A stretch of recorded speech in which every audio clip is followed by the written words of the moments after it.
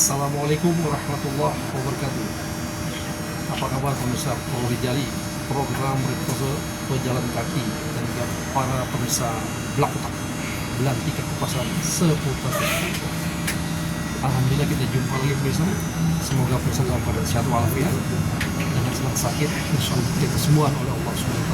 Amin amin amin. Pemirsa, seperti biasa di dalam menggunakan waktu senggang ini, saya kebetulan satu bangku sebaris dengan seorang siswa SMK Farmasi. Nah, namanya Bagus.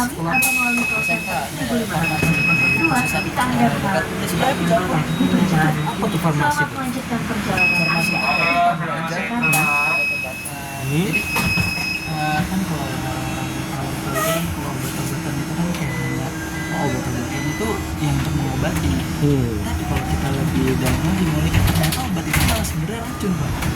Really? Racun. Coba jelasin apa tuh, kenapa gitu?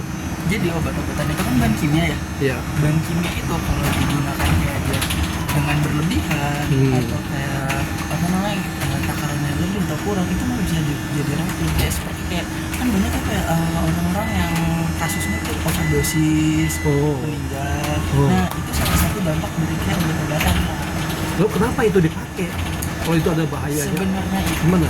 obat itu adalah racun yang dijinakkan. Makanya Wah, ini istilah baru, saya baru dengar nih. makanya itu kan di logo farmasi itu ada Ular. sama ular gitu kan. Itu tandanya kalau Bisa itu. bisa itu dari bisa itu kita buat jadi obat. Jadi kayak inovasi gitu loh, Pak. Allahu Akbar. Pemirsa, ini penjelasan yang sangat menarik bahwa obat itu pada dasarnya adalah racun menjinakkan. Lalu apa fungsinya racun menjinakkan itu? Jadi tuh kalau dalam pengobatan kayak misal COVID-19 nih Pak ya, kita mau buat vaksin. Vaksin itu sebenarnya juga dari virus, Pak.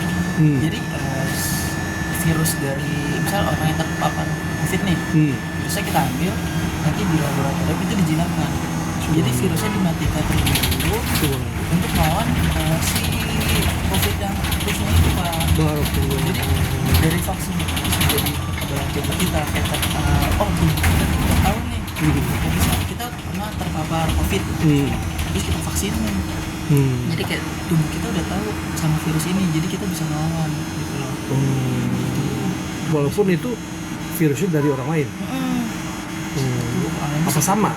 Jadi kalau virus itu kan sebenarnya sama ya bentukannya, dan tubuh kita juga tahu apa ini tuh virus semua orang sama jenisnya. Cuman paling penanganannya aja yang beda, karena kan sistem imun tubuh manusia kan berbeda-beda tuh. Tapi gitu sih penanganannya yang beda. Waduh, pemirsa, ini suatu informasi yang sangat menarik dan berguna, khususnya buat saya pribadi dan mudah-mudahan buat pemirsa semua.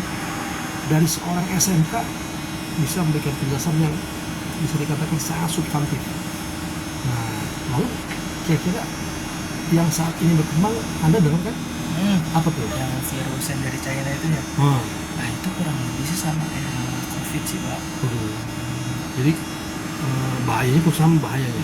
Dan gejalanya juga sama kok, paling flu terus kayak apa namanya pusing. Yang beda kan paling badan bener-bener sakit satu tubuh katanya sih. Gitu. Obatnya sama ya berarti ya? Sama, intinya tuh kalau virus itu dia menyerang saat tubuh kita lemah. Jadi tubuh kita lemah itu maksudnya kayak sedang kita capek, imun kita turun. Itu jadi ya untuk mencegahnya imun kita harus tinggi gitu loh. Subhanallah. Imun tinggi itu sebenarnya ya nggak hanya dari obat, dari makanan yang kita makan kayak buah-buahan. Makanya kan ada istilah 4 sehat 5 sempurna tuh, Pak.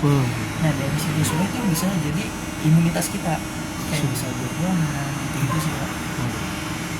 Subhanallah, Mas Bagas. Ini sebetulnya perbincangan yang kelihatannya sederhana tapi sangat bermanfaat. Dan saya kagum sama Mas Bagas ini karena ukuran seorang siswa SMK dengan pengetahuan yang cukup, saya rasa cukup memadai ini Mas Bagas punya potensi untuk lebih menguatkan lagi. Dan saya berharap Mas Bagas benar-benar berkontribusi buat masyarakat banyak dan benar-benar bermanfaat buat masyarakat, wabil khusus untuk menanggulangi berbagai penyakit yang berkembang. Amin. Kira-kira demikian ya Mbak ya? Doa yang sama kan? Mbaknya tersenyum aja gitu.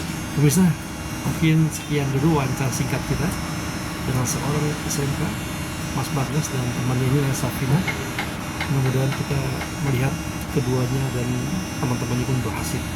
Terima kasih ya. Ya, lanjut Pak. Salam semua orang tua, sehat selalu, dan kalau sudah Pemberhentian berikutnya, ditayangkan Tomang jangan lupa Raya. kasih komen. Periksa Dan kembali subscribe. barang bawaan Anda dan Kabarin hati-hati juga. melangkah. Terima Assalamualaikum kasih. pemirsa, sampai ketemu lagi. Next stop, Tomang Raya. Please check your belongings.